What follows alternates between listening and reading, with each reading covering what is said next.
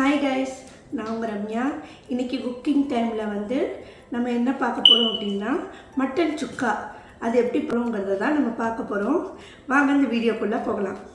நான் அதுக்கு தேவையான இன்க்ரீடியன்ஸு என்னென்ன இருக்குங்கிறத நான் உங்கள்கிட்ட சொல்லிடுறேன். ஃபஸ்ட்டு வந்து ஒரு கைப்பிடி அளவு வந்து சின்ன வெங்காயத்தை நாம் வந்து வாஷ் பண்ணி அப்படியே முழு இதாக வச்சுருக்கேன். ப்ளஸ் தேவையான மஞ்சப்பொடி, தனி மிளகாப்பொடி, மல்லித்தூள், அடுத்து பெப்பர், இதை எடுத்து ஒரு தனியாக எடுத்து வச்சுருக்கேன். அப்புறம் ஒரு முழு சைஸ் தக்காளி வந்து நல்லா சாப் பண்ண மாதிரி பொடி பொடியாக எடுத்து வச்சுருக்கேன். அப்புறம் தேவையான அளவு மட்டன். உங்களுக்கு மட்டன் வந்து எப்படி உங்களுக்கு பிடிக்குதோ அந்த மாதிரி வாங்கிக்கலாம். ப்ளஸ் எப்படி சொல்லுன்னா ஒரு எலும்பாக வேணும்னாலும் இல்லை கறியாக இருந்தாலும் எப்படி உங்களுக்கு பிடிக்குதோ அந்த மாதிரி நீங்கள் வாங்கிக்கலாம். இதுதான் இன்க்ரீடியன்ட்ஸ். 6 ஸ்பூன் ஒரு 7 ஸ்பூன் ஊற்றிருக்கேன் நான் நல்லெண்ணெய். கொஞ்சம் சிம்பிளாக வந்து ஈஸியாக ரிச் டேஸ்ட்டு கொடுக்கணும் அப்படின்னு நீங்கள் நினச்சிங்கன்னா நான் செய்கிற தோசை வந்து கொஞ்சம் நீங்கள் உங்கள் வீட்டில் செஞ்சு பாருங்கள். எல்லாருக்குமே பிடிக்கும், கிட்ஸுக்கு ரொம்ப பிடிக்கும். கிட்ஸும் நல்லா விரும்பி சாப்பிடுவாங்க. கல் காஞ்சிருச்சு. இப்போ வந்து நான் சொன்ன அந்த சின்ன வெங்காயத்தை வந்து இதில் போட்டுக்கலாம். போட்டாச்சு. நல்லா அந்த சின்ன வெங்காயம் வந்து நல்லா வேகட்டும்.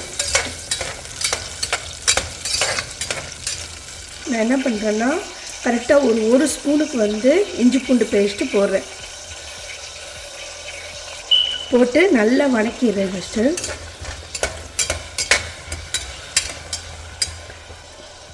ஒரு 5 மினிட்ஸ் வந்து இது நல்லா வேகட்டும்.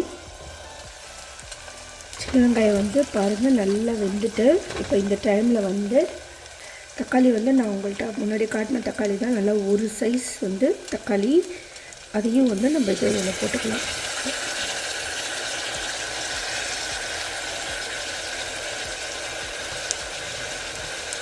போட்டுட்டு இப்போ இதை நல்லா வந்து பரட்டி விட்டுக்கலாம். தக்காளி நல்லா வெந்துருச்சு. இப்போ இந்த டைமில் வந்து நம்ம மட்டன் சேர்த்துக்கலாம். கழுவி வச்ச மட்டன் இருக்குது. இப்போ இதை ஒன்று ஒன்றா நான் சேர்த்துக்கலாம்.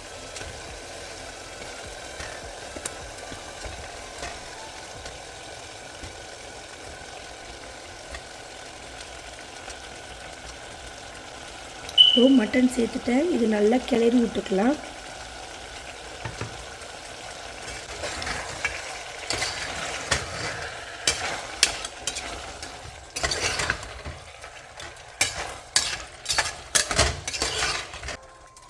நல்லா கிளறி விட்டாச்சு. இப்போ இந்த நம்ம மசாலா எல்லாத்தையும் போட்டுக்கலாம்.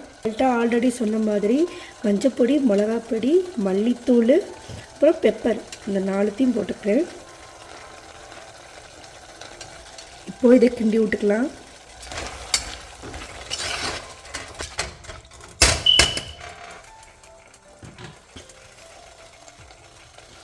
இதில் இன்னும் கொஞ்சம் ரிச் டேஸ்ட்டு கொடுக்கறதுக்கு நான் கொஞ்சோண்டு கரம் மசாலாவும் சேர்த்துக்கிறேன் கடைசியில்.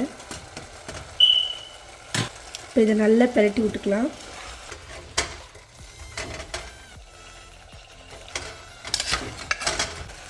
கறி முங்குற அளவுக்கு தண்ணி ஊற்றுக்கிறேன்.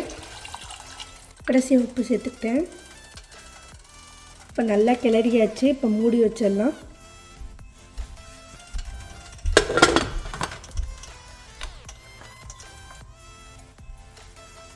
இப்போ இதோட விசில் எடுத்து இதை போட்டுக்கலாம். இப்போது இதில் வந்து ஒரு 3 விசில் வந்து சிம்மில் நல்லா விசில் வரட்டும். விசில் வந்ததுக்கப்புறம் நம்ம எப்படி இருக்குங்கிறத நம்ம பார்க்கலாம். ஸ்டீம் மடங்கிடுச்சு. இப்போ இதுக்குள்ளே எப்படி இருக்குங்கிறத பார்க்கலாம். இது வந்து கொஞ்சம் நல்லா ஹை ஸ்பீடில் வந்து நல்லா அந்த தண்ணியை வந்து கொஞ்சம் வற்றி வச்சிடலாம். இல்லை எனக்கு இந்த தண்ணி போதும், நான் கொஞ்சம் இதாகவே சாப்பிட்றேன் அப்படின்னா நீங்கள் பரட்டி இப்போவே சாப்பிட்டுக்கலாம்.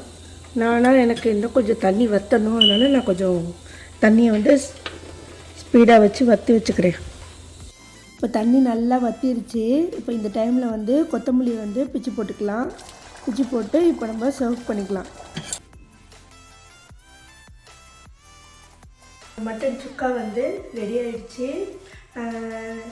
இந்த வீடியோ உங்களுக்கு பிடிச்சிருந்துச்சுன்னா மறக்காமல் வந்து லைக் பண்ணுங்கள், ஷேர் பண்ணுங்கள், சப்ஸ்கிரைப் பண்ணுங்கள். அதுவும் இல்லாமல் பெல் ஐக்கானை கிளிக் பண்ணிக்கோங்க. வீடியோஸ் நான் பண்ணுற வீடியோஸ் எல்லாமே உங்களுக்கு வரும். இதை வந்து மறக்காமல் ட்ரை பண்ணி பாருங்கள். எல்லாருக்குமே ரொம்ப பிடிக்கும். வச்சு சாப்பிட்லாம் அப்படின்னா சோறு, கஞ்சி சாதம் வச்சுருந்தோம்னா அதுக்கு வச்சு சாப்பிட்லாம், இட்லிக்கு வச்சு சாப்பிட்லாம், தோசைக்கு, சப்பாத்திக்கு எல்லாத்துக்குமே வச்சு சாப்பிட்லாம். இதை மறக்காமல் இதை ட்ரை பண்ணி பாருங்கள்.